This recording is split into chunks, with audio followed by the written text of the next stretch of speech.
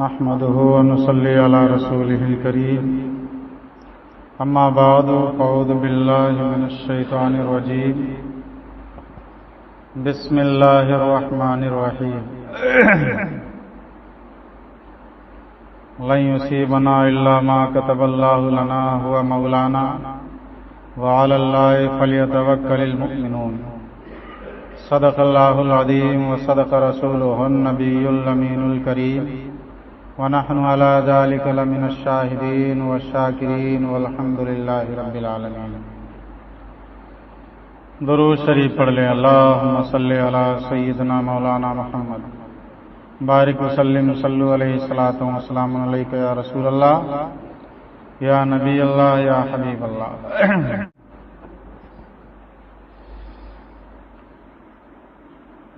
اللہ کے برگزیدہ بندوں کے پاس اس کی ادا سے اس کی عطا سے بے شمار تصرفات اور قدرتیں ہوتی ہیں. وہ الگ چیز ہے کہ کسی سے ان کے تصرفات ان کی قدرتوں کا اظہار ہوتا ہے. کوئی اپنے تصرفات اور اپنی قدرتوں کا اظہار نہیں کرتا اور کسی کا اپنی کرامتوں اور تصرفات کا اظہار نہ کرنا یہ اس بات کی علامت نہیں ہے کہ اللہ رب العزت نے انہیں تصرفات اور قدرتیں اور کرامتیں عطا نہیں کی. اسی کڑی سے جڑتے ہوئے سیدنا امام حسین سید الشہداء جو پنجتن پاک میں بھی داخل ہیں، مستجاب الدعوات ہیں، ان کی دعائیں رد نہیں ہوتی.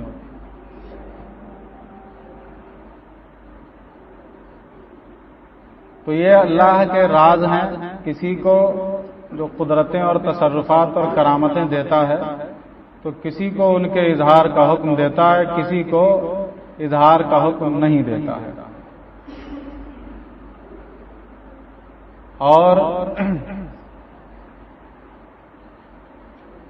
اللہ رب العزت اپنے اولیاء کو اپنے تصرفات جو ہمارے تک نقل سے پہنچا ہے اس سے یہی ظاہر ہوتا ہے کہ اللہ رب العزت اپنے اولیاء کو اپنے تصرفات اپنی کرامات کو چھپانے کا ہی حکم دیتا ہے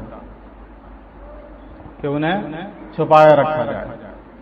اس کی ایک وجہ یہ بھی ہوتی ہے کہ جو کمزور ایمان والے ہوتے ہیں، آج کل دیکھ لیجئے جو عقل میں نہ آئے، سمجھ میں نہ آئے، لوگ اسے خدا بنا لیتے ہیں. آپ دیکھ رہے ہیں اگر کسی نے کوئی مٹی اٹھا کر کے دے دی، اس سے شفا مل گئی تو کہتے ہیں ارے یہ ہمارے تو یہی خدا ہیں. معاذ اللہ رب العالمین. تو جو کمزور ایمان والے ان کو چھپانے کا حکم وہیں مانا کر دیا جاتا ہے کہ جو کمزور ایمان والے ہیں کہیں ایسا نہ ہو کہ وہ بندے کو معبود بنا بیٹھے. بندے کو معبود بنا بیٹھے. اس لیے کرامتیں، تصرفات ہاں جہاں ضرورت ہوتی ہے وہاں اظہار کا حکم بھی دیا جاتا ہے، جہاں ضرورت ہوتی ہے وہاں چپل آسمان پہ اڑ کر کے کفر کے سر پہ برستی بھی ہے.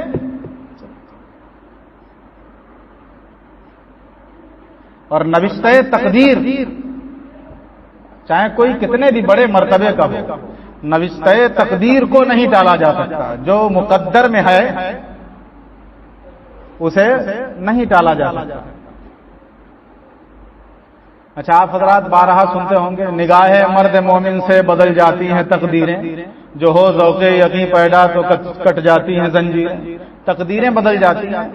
تو علماء نے، فقہا نے تقدیر کی 3 قسمیں بیان کی. ایک تقدیر مبرم، تقدیر شبیہ و مبرم، معلق محض.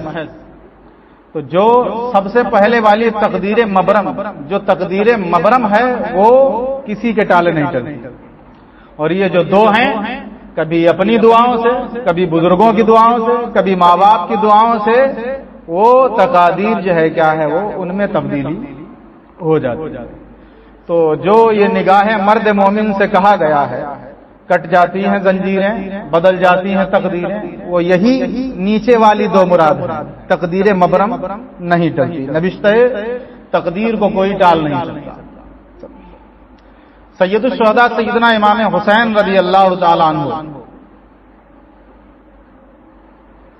جنہیں نبی پاک صلی اللہ علیہ وسلم نے اپنی گود میں کھلایا ہو، جن کے لبوں کو سرکار نے بوسہ دیا ہو، جنہوں نے اپنی نگاہوں سے آنکھ کھولتے ہی روئے زیبۂ مصطفیٰ کو دیکھا ہو، ان کی کرامتوں تصرفات کا کوئی کیا اندازہ لگائے گا، اور کسی کے پاس کوئی پیمانہ نہیں ہے جو ان کی کرامت اور تصرفات کو ناپ سکے۔ کرامتوں کا اظہار نہ کرنا، اپنے تصرفات کو نہ دکھانا، یہ اس بات کی علامت نہیں ہے کہ آپ کے پاس طاقت اور تصرف نہیں ہے۔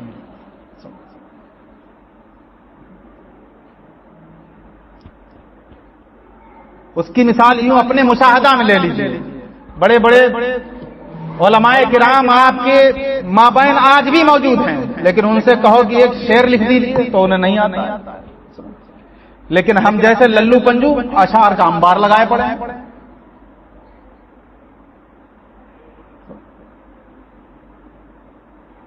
ایسا نہیں ہے کہ انہیں وہ فن نہیں آتا، لیکن کسی کو کسی چیز میں ملکہ دیا جاتا ہے، کسی کو اس چیز میں ملکہ نہیں دیا جاتا۔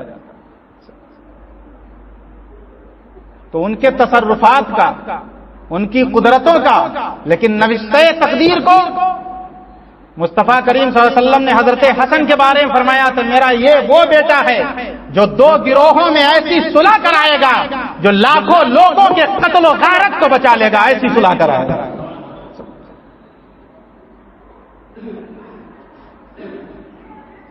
سیدنا غریب نواز نے امام حسین کے بارے میں فرمایا، شاہست حسین بادشاہست حسین، دینست حسین دین پناست حسین، حیات اس کی جس کا ضمیر زندہ، امیر مر گئے فقیر زندہ۔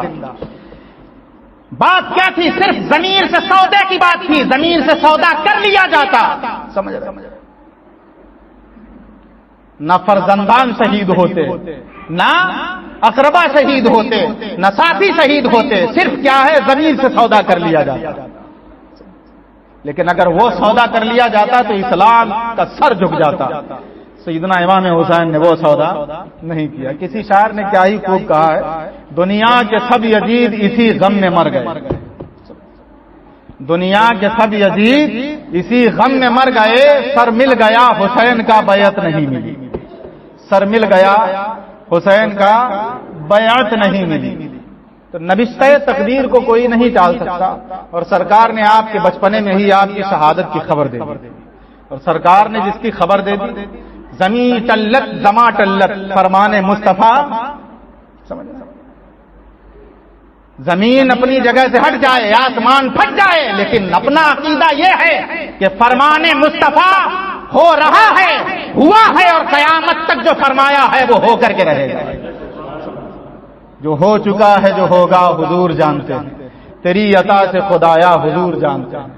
تو آپ نے آپ کی شہادت کی خبر آپ کے بچپنے میں ہی دے دی، اور احادیث کریمہ میں مرقوم بھی ہے کہ مرتبہ سرکار دو عالم صلی اللہ علیہ وسلم اپنے صاحبزادے حضرت ابراہیم کو ایک زانو پر بٹھائے تھے اور ایک زانو پر حضرت سیدنا امام حسین کو بٹھایا تھا۔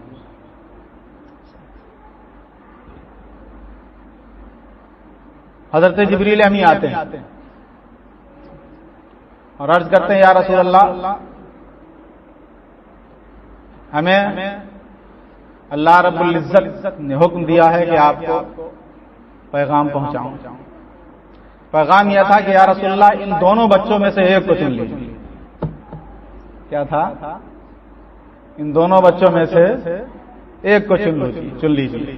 سرکار کی آنکھیں اشکبار ہو گئیں، اور پھر 3 دن گزرنے کے بعد، وہ جو گود میں بیٹھائے ہوئے تھے اس کے 3 دن گزرنے کے بعد سیدنا ابراہیم رضی اللہ تعالیٰ عنہ کا انتقال ہو جاتا ہے۔ اور مصطفیٰ بارہا فرماتے تھے کہ یہ حسین جب آپ کی بارگاہ میں آتے تھے تو دیکھتے تھے اور کہتے تھے، یہ وہ میرا نواسا ہے جس پر میں نے اپنی اولاد کو قربان کر دیا۔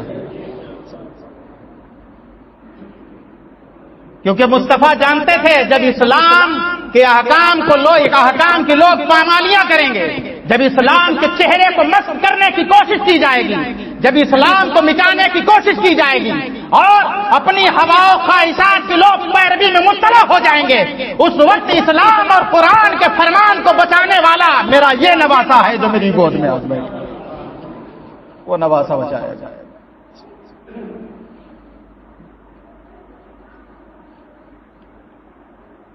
تو آپ نے بارہا برجستہ یہ فرمایا کہ میرا یہ وہ بیٹا ہے جس پر میں نے آج اس کی محبت میں لوگ پتہ نہیں کیا کیا کرتے ہیں۔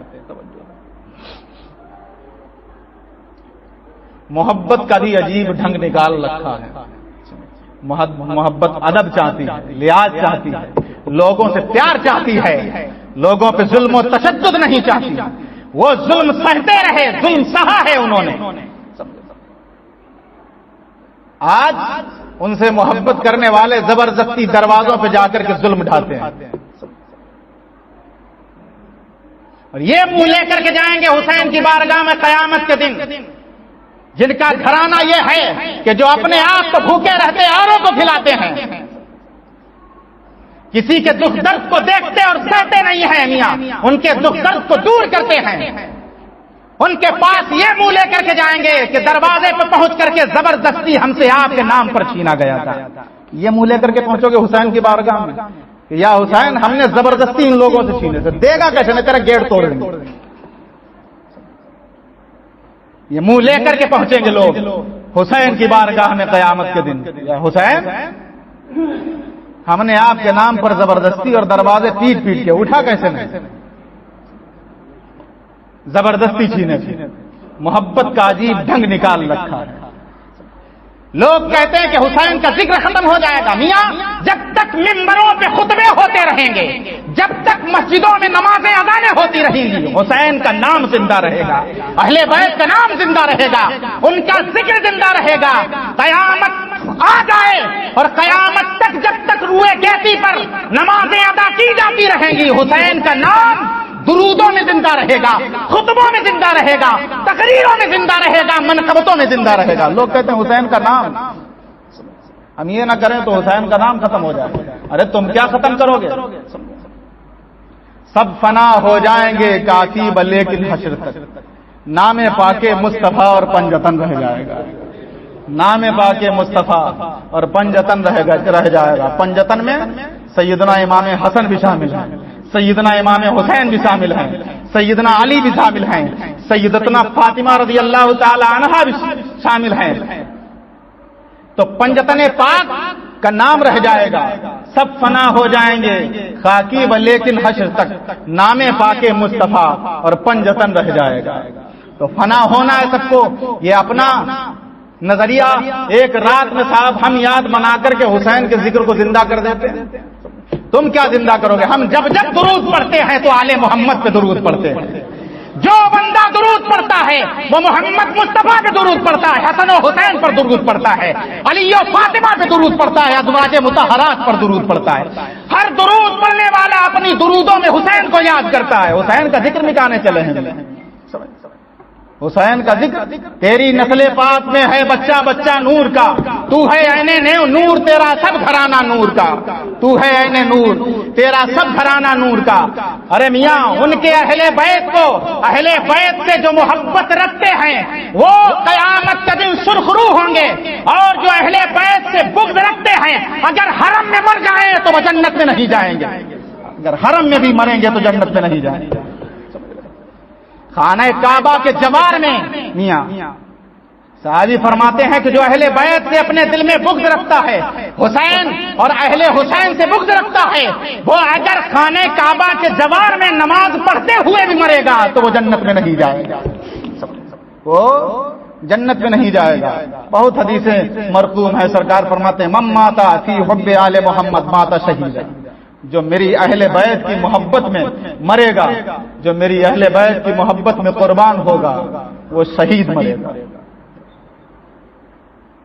اور فرماتے ہیں من ماتا فی بغض آل محمد، جو آل محمد کے بغض میں مرتا ہے، جو آل محمد سے دشمنی میں مرے گا، سرکار فرماتے ہیں ماتا کافرہ، وہ کافر ہو کر کے مرے گا۔ اس کا ایمان زائل ہو جائے گا. کیونکہ قرآن میں اللہ نے اپنے حبیب سے فرمایا لوگوں سے کچھ مت مانگنا، مال و دولت شہرت کچھ مانگنے کی ضرورت نہیں ہے. لا اسألکم علیہ اجرا الا المودۃ فی القربى. اے حبیب اگر تم اپنی امت سے کچھ مانگنا چاہتے ہو تو مانگ لو علی و فاطمہ کی محبت مانگ لو، حسن و حسین کی محبت مانگ لو. اب محبت یہ نہیں ہے کہ آپ دوسروں کو تکلیف دیتے ہو، محبت یہ ہے کہ میاں غریبوں کو ان کے نام پر کھلاؤ، سبیلے لگاؤ. بھول گئے لوگ، میں نے اس گرمی کے جو ابھی چند دن پہلے گرمی گزر گئی، اس گرمی کے موسم میں میں نے غیروں کو پانی کی سبیل، شربتوں کی سبیل لگاتے ہوئے دیکھا، مجھے مسلمان کی ایک سبیل نظر نہیں آئی. افسوس ہے میاں اس قوم پر، جس قوم نے دنیا کو درس دے دیا آج وہ خود درس کی محتاج ہو گئی ہے. ہم سے سیکھ کر کے لوگ اب ہمارے لیے مثال بن گئے. کبھی ہم کسی کے لیے مثال تھے، آج لوگ ہم سے سیکھ کر کے ہمارے لیے مثال بن گئے. افسوس ہے، صد افسوس ہے. تو ایسے مربجات سے دور رہیے. اشاروں کو اگر سمجھو تو راز کو راز رہنے دو. اشاروں کو اگر سمجھو راز کو راز رہنے دو. ایسی کوئی مجلس یا محفل یا ہمارا آپ کا ایسا کوئی نکلنا نہ ہو کہ جس سے دوسروں کو تکلیف ہو. وہ دوسروں کی تکلیفیں دور کرتے ہیں، وہ دوسروں کو تکلیف نہیں دیتے. تو اپنے کاموں سے، اپنے اخلاق، اپنے کردار، اپنے افعال، اپنے اعمال سے آرام پہنچاؤ. خلق خدا کی خدمت یہی دین کا پیغام ہے. جو مخلوق کی خدمت کرتا ہے اللہ اسے دنیا میں مخدوم بنا دیتا ہے، اور جو خدمت سے منہ چراتا ہے وہ حضرات دنیا میں کچھ نہیں پاتا ہے. پتھر شکم پہ باندھ کے اوروں کو کھلانا، پتھر شکم پہ باندھ کے اوروں کو کھلانا، یہ میرے مصطفیٰ کے گھرانے کا شوق ہے. یہ میرے مصطفیٰ کے گھرانے کا شوق ہے. سیدنا امام زین العابدین مارکہ کربلا سے آپ بار بار سنیں. مارکہ کربلا سے جب آپ واپس آئے تو آپ کا طریقہ یہ تھا کہ آپ زین العابدین، عابدوں کی زینت، ایک رات میں 1000 رکعت نفل پڑھنے والی شخصیت امام زین العابدین رضی اللہ عنہ، حسین کے بیٹے. آپ اپنے دروازوں پر مانگنے والوں کو، غرباء و مساکین کو، فقیروں کو کھلایا کرتے. ہر روز آپ کے دروازے پر کھانے والوں کی بھیڑ رہتی تو اور آپ اپنے ہاتھوں سے کھانا تقسیم کرتے. ایک دن آپ کھانا تقسیم کر رہے ہیں، ایک شخص سامنے آ جاتا ہے، کہتا ہے آپ نے مجھے پہچانا؟ کھانا دے دیا اسے، بالکل ویسے ہی جیسے اور لوگوں سے خندہ پیشانی کے ساتھ لوگوں کو کھانا تقسیم کر رہے ہیں، ویسے اسے بھی کھانا دے دیا. کھانا لے کر کے کہتا ہے کیا آپ نے مجھے پہچانا؟ کہتے ہیں ہاں. کیوں نہیں؟ تجھے نہیں پہچانا، تجھے میں نے خوب پہچانا. تو وہ ہے کہ جب کربلا کے میدان سے میرے اہل بیت، میرے گھر والوں کو قیدی بنا کر کے لیے جایا جا رہا تھا تو اس وقت تو نے کنکر مارے تھے پھینک کر کے، تو نے کنکر مارے تھے پھینک کر کے. کہتا ہے پھر بھی آپ مجھے کھانا کھلاتے ہیں. تب آپ نے فرمایا وہ تیرا در تھا، یہ میرا در ہے. جو تیرے در پہ تھا وہ تو نے دیا، جو میرے در پہ ہے وہ میں دیتا. تو یہ اپنے اپنے ضمیر کی بات ہے. جو ضمیر سے سودا کر لیتے ہیں وہ ذلیل و خوار ہوتے ہیں، اور جو سودا نہیں کرتے حق پر ڈٹے رہتے ہیں، رہتی دنیا تک ان کے تذکرے رہتے ہیں، دلوں میں ان کی یادیں رہتی ہیں، ذہن و افکار پر وہ سوار رہتے ہیں. استغفر اللہ ربی من کل ذنب.